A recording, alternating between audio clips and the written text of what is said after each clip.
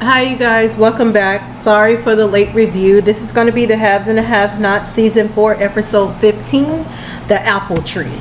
First we get Hannah and Catherine. Now Catherine is practically begging Hannah to go to the jail to tell Jim that Wyatt is dead. And Hannah, she's very reluctant at first, and then she ended up agreeing to it. And then Catherine was sitting up there asking her about reaping what she sowed, and then what do you mean by don't be afraid when the apples start to grow off the tree and stuff. Basically meaning if you do dirt, don't be surprised when the dirt comes back to you tenfold. And she was trying to get Hannah to explain to her, is this like her payback for all the stuff that she did previously in life, her and Jim. But Hannah refused to answer the question. She didn't want to get into it right then because she already knew Catherine was fragile. Then we get the scene with War and Candace. War goes to Candace's house, wakes her up in bed, threatening her, talk about the deadline is at 5 o'clock now instead of 12. And she was like, what do you mean it's not at 12? He was like, because the bank's closed at 12. And I was like, oh yeah, that's a good one. Because if he would have kept it at 12, he would have gave her time enough to get out of town or warn Benny. But basically he told her that, and I don't know if he raped her, but they changed the scene. But I'm just so tired of him raping her. It's just getting annoying at this point. And then we get over to Mitch and Benny. Mitch questioning Benny about War and Candies, and Benny too slow to catch on.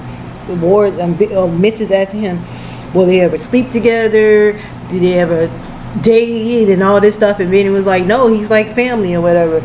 And then he basically just took War's side and basically told Mitch he ain't shit, and if he don't want to be involved, then just don't be involved. But he gonna always have War back because War kept him out of some mess throughout their whole lives and all this other kind of crap.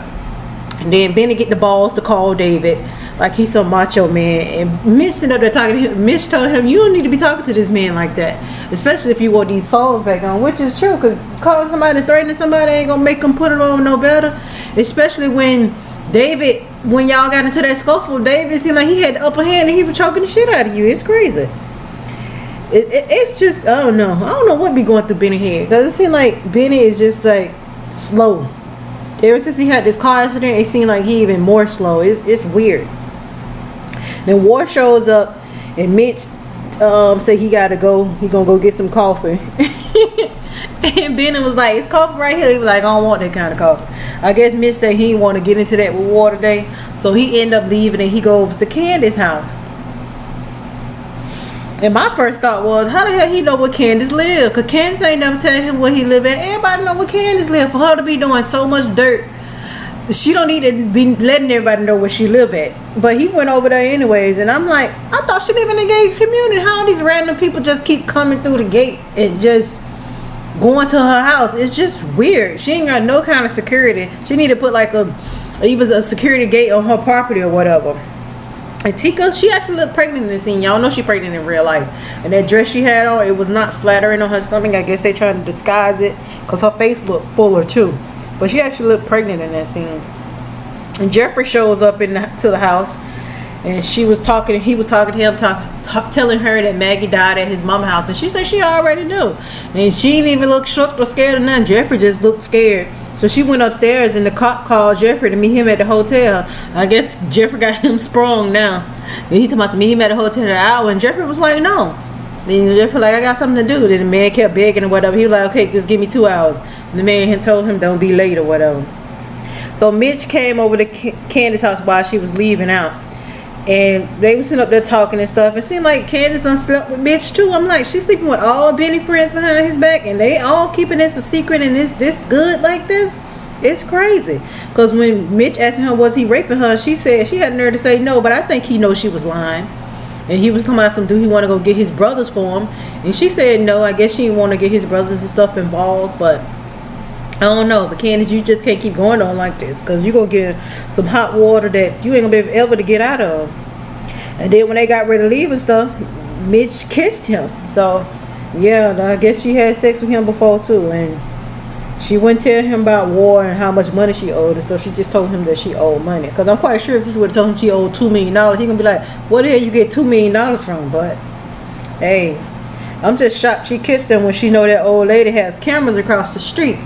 Because she got cameras pointing at Candace's house and see everything that Candace does. It's crazy. I don't know. Then Mitch, when she left, Mitch makes a call to his brothers or somebody. I don't know. He called their name, but I forgot.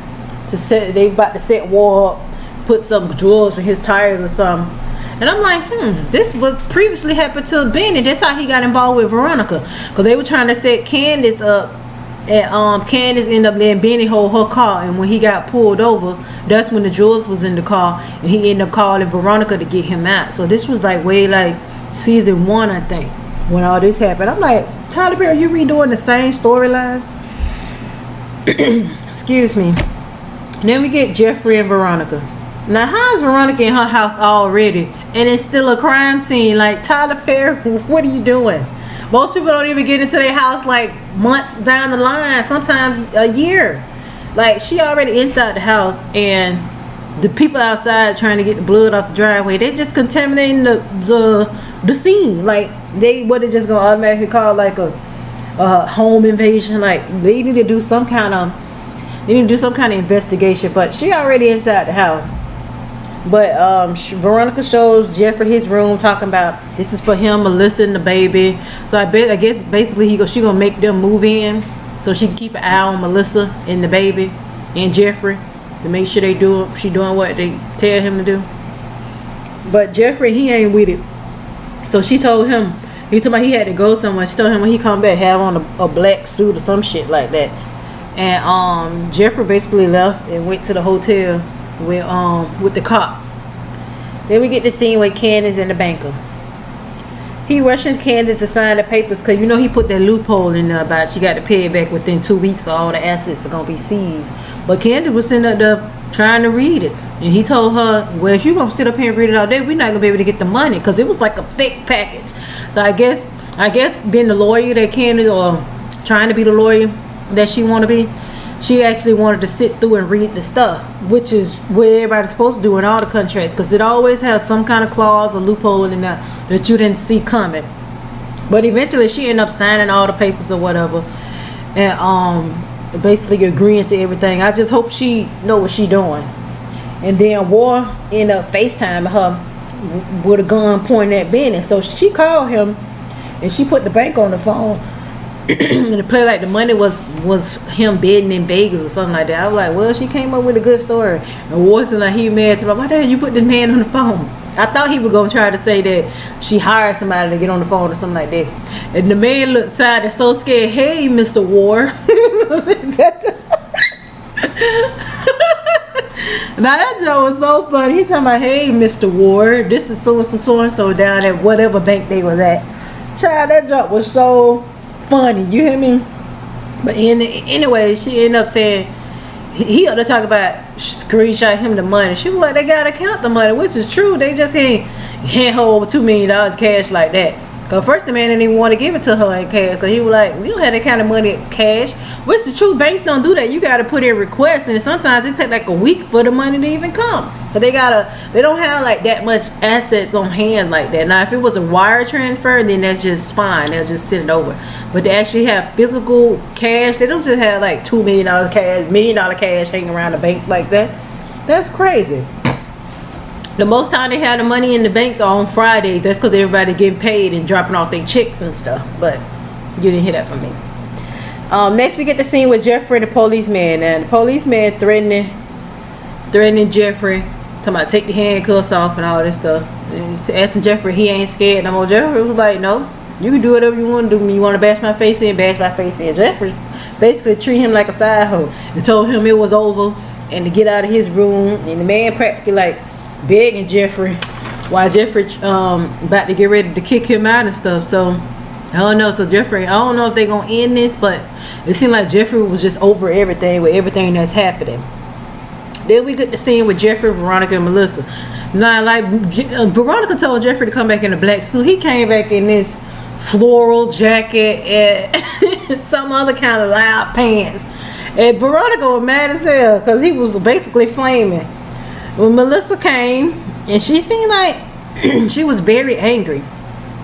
And Jeffrey, Melissa told me Veronica was like, stand up when you see women enter the room or something like that. He was like, I don't see no woman. So Melissa was looking at him like, bitch, don't play with me, because I'm in this just like you. It's not like I want to be here. That's how Melissa was looking. And she's not even showing yet. Do y'all really think she's really pregnant, or she lying or something? Or just went off makeababy.com or something like that and printed all the stuff out? Because how long ago did they tape this? For how many months they trying to say she is? Like in her second trimester or something like that? But she's not even showing yet. Maybe she just really thin, like some women are. But I don't know. I think she pretending just to get the money, and I think Veronica gonna find out and do something to her. I don't know. And then they Jeffrey and Melissa go up to the room. She showing Melissa the room, whatever. I mean, he showing Melissa the room, and Melissa was like, I don't want to be here. He said he didn't want to be here either. So basically, they trying to come up with a plan that's gonna play out on next episode to try to get back with get back at Veronica and like make her, I don't know, make her pay for this. But I don't know, no, Veronica, she'll find a way out, because she find her way out of everything. And Veronica was downstairs. She told the maid to go get Melissa's stuff out the car, and the maid was finna go out the front door, and Veronica was like, what are you doing? Use the back door. I bust out laugh. I say, girl, Veronica, are you crazy? This is not the 1940s. I guess you're doing this reverse maid thing, because you know that's how they used to treat the black people back in the days when they was made for the white people, making them use the back door and use the back house to use the bathroom and all that stuff. They can't use it in the rear house. It was just crazy. But y'all trust them to make y'all food and clean y'all house, but y'all don't trust them to use the bathroom and go out the front door. That's just crazy. Then we get the last scene with Hannah and Jim. Hannah finally tells Jim that Wyatt is dead, and he breaks down. I still don't believe he's dead. I really don't. They still haven't flipped him over to check him for a pulse that we can see. And I think he's going to be like a shocker at the end of the season or something, that Wyatt ain't going to really be dead when they finally flip him over. He probably just was unconscious. And then they're going to have Catherine and Jim going through all these emotions for nothing. That's exactly how I feel. I don't think Wyatt is dead. I really don't. Because Tyler Perry can kill all his main characters off. Well, that's my review on the haves and the have-nots, the apple tree. Make sure you comment, like, and subscribe. Tell me your feelings in the comments down below, and I'll respond to you. You can follow my social medias. I'm going to put the link down at the bottom. Tag a friend, tag an enemy, tell them to watch me.